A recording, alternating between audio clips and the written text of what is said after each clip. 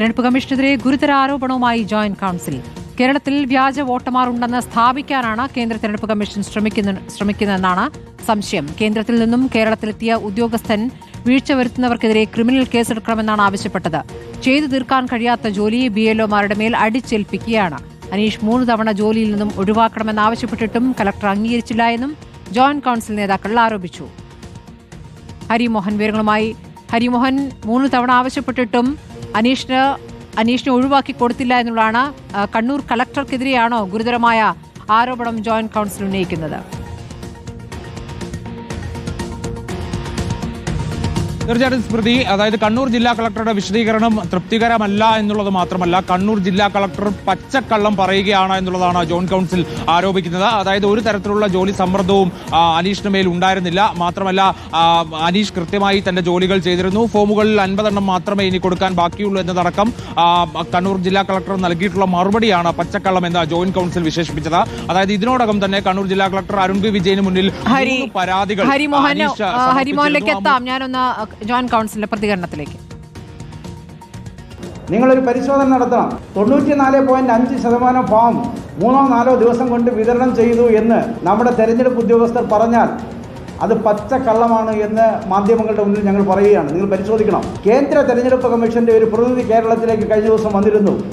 അദ്ദേഹം കടുത്ത സമ്മർദ്ദമാണ് ഉദ്യോഗസ്ഥന്മാർക്ക് മേൽ ചുമത്തിയിട്ടുള്ളത്. ജില്ലാ കളക്ടർമാരെ വിളിച്ച് ശകാരിച്ച് വലിയ സമ്മർദ്ദത്തിലാക്കി.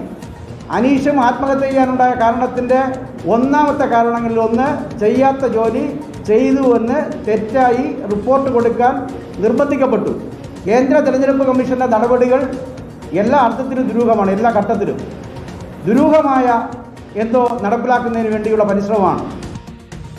ഹരിമോഹൻ വിവരങ്ങളുമായി. ഹരി, ഇപ്പോൾ ജോയിന്റ് കൌൺസിലിന്റെ പ്രതികരണമാണ് കണ്ടത്. വിശദാംശങ്ങൾ. സ്മൃതി, കണ്ണൂർ ജില്ലാ കളക്ടർക്കെതിരെയാണ് ഏറ്റവും പ്രധാനമായിട്ട് ജോയിന്റ് കൌൺസിൽ രംഗത്ത് വന്നിരിക്കുന്നത്. അതിൽ കണ്ണൂർ ജില്ലാ കളക്ടർ നൽകിയിട്ടുള്ള മറുപടി പച്ചക്കള്ളമാണെന്നുള്ളതാണ് ജോയിന്റ് കൌൺസിൽ വിശേഷിപ്പിക്കുന്നത്.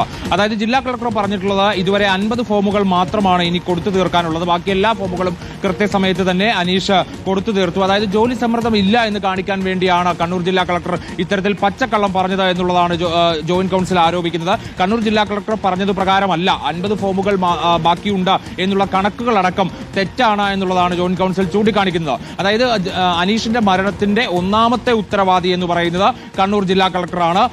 മാത്രമല്ല, കണ്ണൂർ ജില്ലാ കളക്ടറുടെ മുന്നിൽ 3 പരാതികൾ ഇതിനോടകം തന്നെ അനീഷ് ഒരു BLO എന്ന നിലയിൽ നൽകിയിട്ടുണ്ട്. ആ പരാതികളിൽ ഉന്നയിക്കുന്ന ഏറ്റവും പ്രധാനപ്പെട്ട പ്രശ്നം ജോലി സമ്മർദ്ദമുണ്ട്, സമയത്ത് ചെയ്തു തീർക്കാൻ കഴിയുന്നില്ല എന്നുള്ളതാണ്. തന്നെ ഈ ചുമതലയിൽ നിന്ന് മാറ്റണം എന്നതടക്കമുള്ള ആവശ്യങ്ങൾ അനീഷ് നേരത്തെ തന്നെ ജില്ലാ കളക്ടറുടെ മുമ്പിൽ വെച്ചിരുന്നു. പക്ഷേ ഈ പരാതികളൊന്നും ലഭിച്ചിട്ടില്ല എന്നുള്ള മട്ടിലാണ് ജില്ലാ കളക്ടർ സംസാരിക്കുന്നത്. അതായത് ഒരു സമ്മർദ്ദവും ഉണ്ടായിട്ടില്ല എന്നുള്ള രീതിയിൽ കളക്ടർ സംസാരിക്കുന്നു. അപ്പോൾ ആ പരാതികൾ കയ്യിലുണ്ടായിട്ട് പോലും അത് മറച്ചുവെക്കാനാണ് കളക്ടർ ശ്രമിക്കുന്നത് എന്നുള്ള ഒരു ഗുരുതരമായിട്ടുള്ള ആരോപണം കൂടി ജോയിന്റ് കൌൺസിൽ മുന്നോട്ട് വെക്കുകയാണ്. നിയമപരമായ നടപടികളിലേക്കാണ് ജോയിന്റ് കൌൺസിൽ നീങ്ങുന്നത് എന്ന് കൂടി വ്യക്തമാക്കുകയാണ്. അതിന് മറ്റ് സംഘടനകളുമായി ഇന്നത്തെ പ്രതിഷേധം കഴിഞ്ഞ ശേഷം ഇന്നോ നാളെയോ ഒക്കെയായി മറ്റ് സംഘടനകളുമായി ചേർന്ന് ഒരു കൂടിയാലോചന നടത്തും. ഏതൊക്കെ രീതിയിൽ നിയമപരമായിട്ടുള്ള നടപടികളുമായി മുന്നോട്ട് പോകാൻ കഴിയുമെന്നുള്ള ഒരു ആലോചന കൂടി നടത്തിയ ശേഷമായിരിക്കും കോടതിയിലേക്ക് പോകുന്നതിൽ ഒരു അന്തിമ തീരുമാനമെടുക്കുക. ഇപ്പോൾ ഇവർ നിലവിൽ ഉന്നയിക്കുന്ന ഒരു ആവശ്യമെന്ന് പറയുന്നത് ഈ തദ്ദേശ തെരഞ്ഞെടുപ്പ് കഴിയുന്നവരെ SIR പരിഷ്കരണം കേരളത്തിൽ നിർത്തിവെക്കുക, അതിന്റെ നടപടികൾ തൽക്കാലം ഒന്നും മരവിപ്പിക്കുക. കാരണം അടിയന്തരമായി ഈ പരിഷ്കരണവുമായി ബന്ധപ്പെട്ടുകൊണ്ടുള്ള ഫോം കൊടുക്കൽ, ഫോം അപ്ലോഡ് ചെയ്യൽ തുടങ്ങിയ നടപടികളൊക്കെ തന്നെ പൂർത്തീകരിക്കുക എന്ന് പറയുന്നത് ഉദ്യോഗസ്ഥർക്കുമേൽ BLOമാർക്കുമേൽ കടുത്ത സമ്മർദ്ദം ഉണ്ടാക്കുന്ന നിർദ്ദേശമാണ്. അതുകൊണ്ട് അത് ഒഴിവാക്കണം, തൽക്കാലത്തേക്ക് നിർത്തിവെക്കണം എന്നുള്ള ആവശ്യമാണ് നിലവിൽ ജോയിന്റ് കൌൺസിൽ മുന്നോട്ട് വെക്കുന്നത്. പക്ഷേ നിലവിൽ ആ ആവശ്യം അംഗീകരിക്കാൻ മുഖ്യ തെരഞ്ഞെടുപ്പ് ഓഫീസർ തയ്യാറായിട്ടില്ല. അത് കേന്ദ്ര തെരഞ്ഞെടുപ്പ് കമ്മീഷന്റെ പരിധിയിൽ വരുന്നതാണ് എന്നുള്ളത് കൊണ്ട് തന്നെ മുഖ്യ തെരഞ്ഞെടുപ്പ് ഓഫീസറെ സമീപിച്ചിട്ട് കാര്യമില്ല, അവിടെ നിന്ന് നീതി ലഭിക്കില്ല എന്നുകൂടി ജോയിന്റ് കൌൺസിൽ പറയുന്നുണ്ട്. അതുകൊണ്ടാണ് ഇനിയിപ്പോൾ നിയമപരമായ നടപടിയിലേക്ക് എങ്ങനെ നീങ്ങും എന്നുള്ളതിനെക്കുറിച്ച് വിശദമായ ഒരു ചർച്ച നടത്താൻ, കൂടിയാലോചന നടത്താൻ വേണ്ടി അവർ തീരുമാനിച്ചിട്ടുള്ളത്. ഇന്നത്തെ പ്രതിഷേധത്തിന് ശേഷം അക്കാര്യത്തിൽ ഒരു അന്തിമ തീരുമാനത്തിലേക്ക് എത്തിച്ചേരും എന്നുള്ളതാണ് കരുതുന്നത്. അതിനോടൊപ്പം തന്നെയാണ് ഈ കളക്ടർക്കെതിരെ വളരെ ഗുരുതരമായിട്ടുള്ള ആരോപണങ്ങളുമായി ഉന്നയിച്ചുകൊണ്ട് അതിനെതിരെ നിയമപരമായി തന്നെ മുന്നോട്ട് പോകാൻ വേണ്ടിയുള്ള തീരുമാനത്തിലേക്ക് എത്തിയിരിക്കുന്നത്. അതായത് ഈ ദിവസങ്ങളിൽ BLOമാർക്ക് വലിയ രീതിയിൽ സമ്മർദ്ദമുണ്ട് എന്ന് തെളിയിക്കുന്ന വിവിധ സർക്കുലറുകൾ, നിർദ്ദേശങ്ങൾ, കത്തുകൾ ഒക്കെ തന്നെ പുറത്തുവിടും. ശരി, ഹരിമോഹനാണ് വിവരങ്ങൾ നൽകിയത്.